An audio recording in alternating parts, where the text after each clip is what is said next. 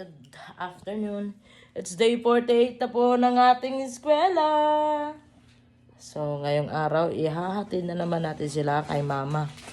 Diba? Diyan mo na kayo kay Lulay, ha? Tingnan mo, nag-aaway pa yung dalawa. Ano naman? Ayoko nang uminit ang ulo ko, kaya mag-outfit check na lang tayo. Naka-PE at black pants nga pala ako sa araw na ito. Hi, so yan. Nahatid na po natin ang mga bata kala mama.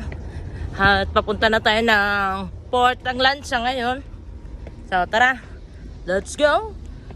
Nakasakay na nga pala ako ng tricycle sa mga oras na iyan. At pagdating ko ng highway ay hindi muna ako pumunta ng port.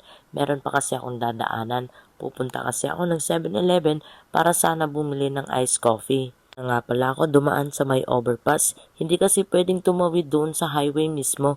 Meron kasing nagbabantay na pulis. Baka mahuli tayo. Kaya ang resulta, napagod talaga ako sa pag-akyat ko ng overpass. Ayan o, payuko-yuko na lang pero hindi na ako makahinga sa sobrang pagod niyan. Napakatirik pa talaga ng araw dito sa labas, pero maniwala kayo sa hindi ay nasa alas 4 na po ng hapon sa mga oras na yan. Para tuloy akong sinindahan na apoy pag natatamaan ng araw. Wow, mistisa yan? So, ayun na nga mga kadoms at malapit na nga ako sa 7-Eleven.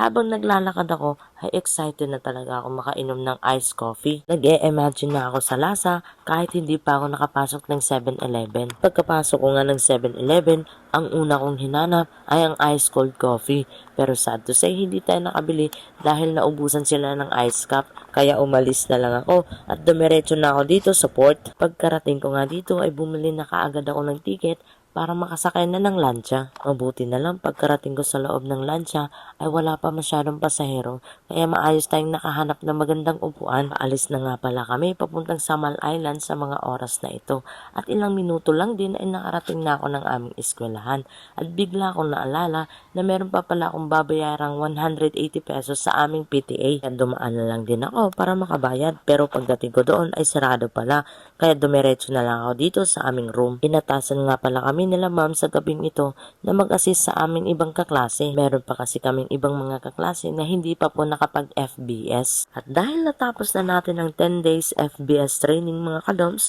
kaya tayo na lang ang mag-a-assist sa kanila. Pauwi na nga pala ako ng mga oras na yan at bibili na lang ako ng ticket dito sa port ng Babak. Again mga kadoms, this is day 48 na po ng ating eskwela. Maraming salamat po. Huwag niyo pong kalimutan mag-like and share. Bye! Mwah!